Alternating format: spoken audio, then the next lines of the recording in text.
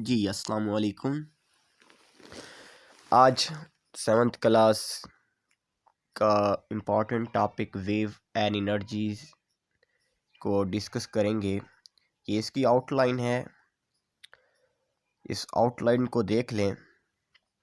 आज हम वेव को डिस्कस करेंगे। ये पंजाब टेक्स्ट बुक के मुताबिक वेव क्या होती है और वेव, उसके बाद उसकी टाइप्स, मैकेनिकल वेव्स और इलेक्ट्रोमैग्नेटिक वेव्स, ये सारा आज डिस्कस करेंगे वेव के मुतालिक।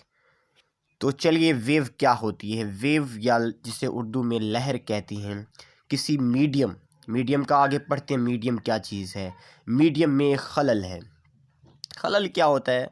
खलल यानी डिस्टरबेंस, यानी किसी एक सीधी सी थी, आपने उसको हरकत दी, हरकत देने से उसमें बल आ गए, तो वो बल जो हैं वो वेव है, लहर है। ये बल को हम क्या कहेंगे? डिस्टरबेंस कहेंगे। यही बल जो हैं एक पॉइंट से दूसरे पॉइंट में एनर्जी मुंतकिल करते हैं। यानी किसी नॉर्मल चीज़ में एबनॉर्मलिटी आ जाए, या किसी ऐसे कोई चीज़ थी नॉर्मल हालत में, उसमें आपने हरकत या ऑसिलेशन पैदा कर दी, तो वो क्या है? खलल है।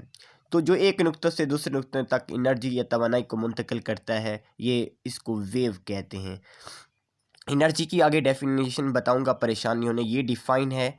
आपको इससे फ़ायदा ये होगा कि ये जो मैंने नोट्स बनाए हैं ये अकॉर्डिंग टू आपके पेपर के मुताबिक होंगे। एक तो आपका सिलेबस कवर हो जाएगा, आपका चैप्टर भी हो जाएगा, आपके पेपर के मुताबिक जो शॉर्ट क्वेश्चन लॉन्ग बनेंगे वो भी तैयार हो जाएंगे।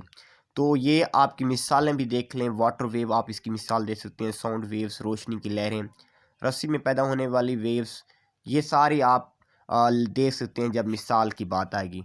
अगर ये मुश्किल लग, ये आसान सी डेफिनेशन है कि जो कुछ और जो लकीर के फ़कीर हैं, जो कुछ कहते हैं हमें बड़ी लगती है ये डेफिनेशन, तो आप ये लिख सकते हैं, किसी भी मीडियम में हरकत करते हुए सफरी खलल को वेव कहते हैं।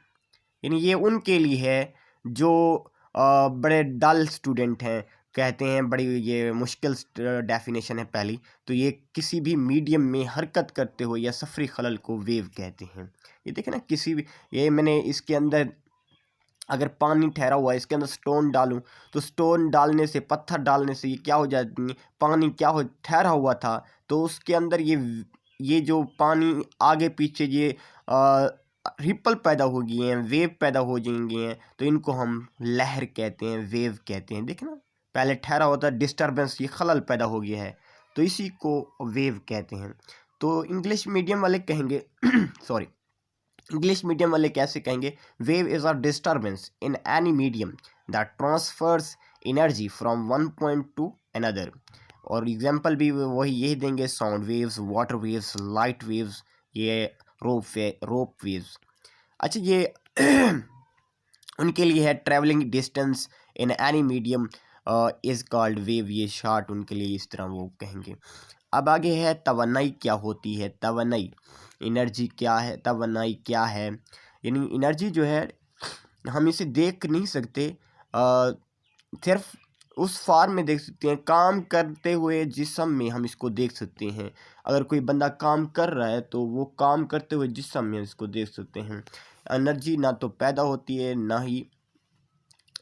ही ख़त्म होती है, ना ही पैदा होती है, बल्कि एक शक्ल से दूसरी शक्ल में तब्दील होती रहती है।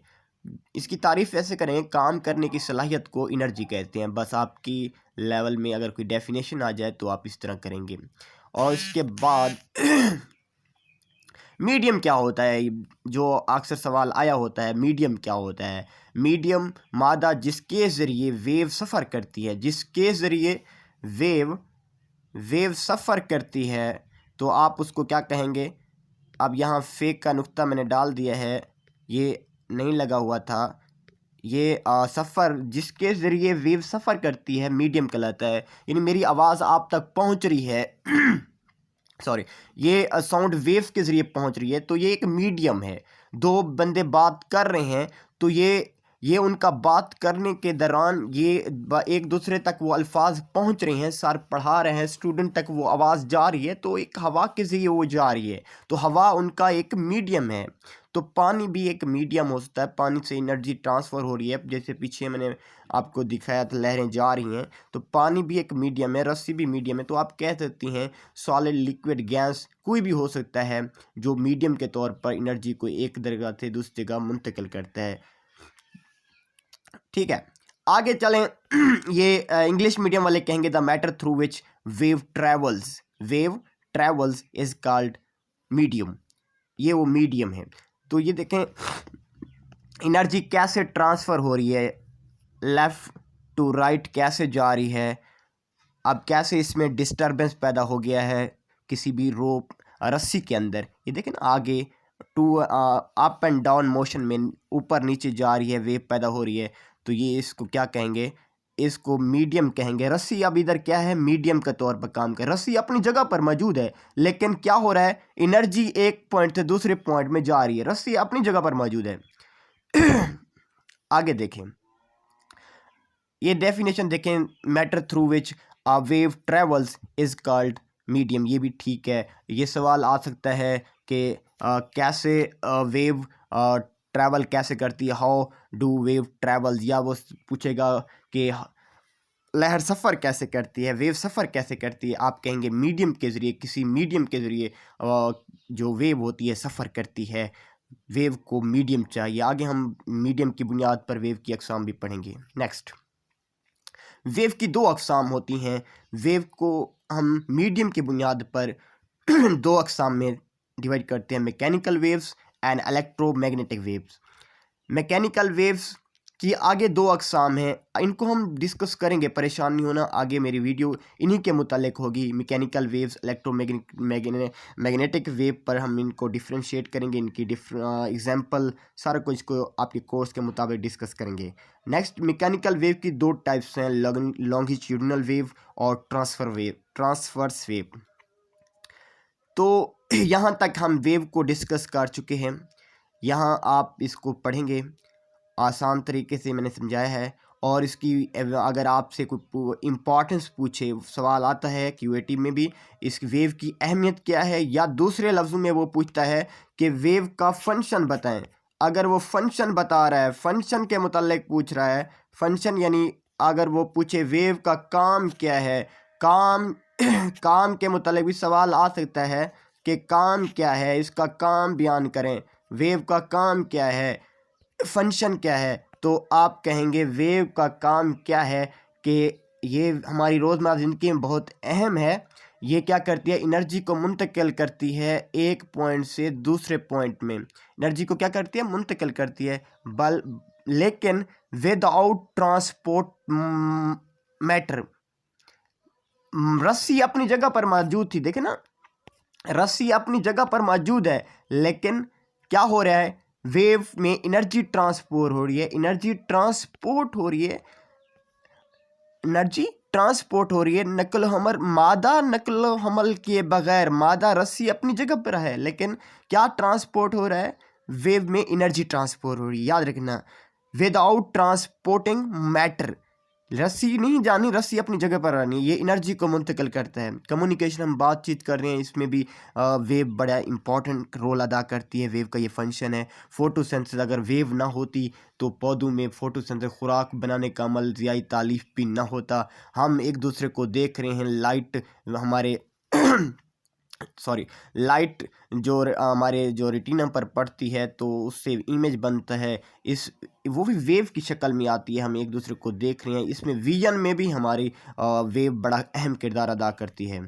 नेक्स्ट इधर देखें ना, इसको आप देखें, आपको समझ आएगी कि वेव जो है जो एनर्जी ट्रांसफ़र हो रही है, मीडियम अपनी जगह पर मौजूद है। इधर देखिए ना, डक्ट के साथ जो इधर डिस्टरबेंस हुआ है, डिस्टरबेंस यानी यहाँ खलल पैदा हुआ है, तो ये देखें ना, वेव पैदा हुई हैं, ये वेव की डायरेक्शन है, वेव की ये डायरेक्शन देखें,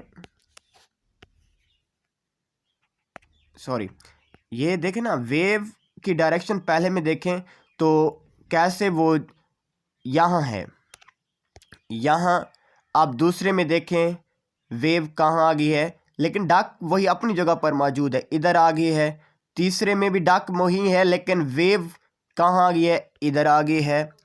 ये आगे एनर्जी मुंतकिल कर रही है। डार्क अपनी जगह पर मौजूद है, लेकिन ये यहाँ आ गई है वेव। इधर डार्क अपनी जगह पर मौजूद है, लेकिन एनर्जी इधर आ गई है, ठीक है, in the form of water waves. तो ये देखें ना, डार्क अपनी जगह पर, मीडियम अपनी जगह पर मौजूद है, लेकिन क्या ट्रांसफ़र हो रही है? एनर्जी ट्रांसफ़र हो रही है in the form of water waves. तो ये आप इधर देख लेना। तो ये देखें सूरज से क्या बनता है, सूरज की रोशनी में आप सूरज की रोशनी से कैसे पौधे तक पहुंचती हैं, वो भी वेव की शक्ल में पहुंचती हैं। ये देख लें, वेव की शक्ल में। दूसरा ये है कि आपको बताना भूल गया कि वेव का दूसरा मतलब भी होता है। वेव का मतलब आप किसी को गुड बाय कहें, वहाँ वेव का मतलब ये लहराना, ये वेव वो नहीं होगा। ये आप किसी को सल्यूट कर रहे हैं या किसी को अलविदा कर रहे हैं, गुड बाय कह रहे हैं, उस मौके पर भी ये वेव, ये हाथ साइड बाय साइड करके गुड बाय कहने के लिए भी वेव कहते हैं उस वक्त भी, ठीक है। नेक्स्ट वीडियो के साथ मिलती हैं इंशाल्लाह, तब तक इजाज़त दीजिए। अल्लाह हाफिज़।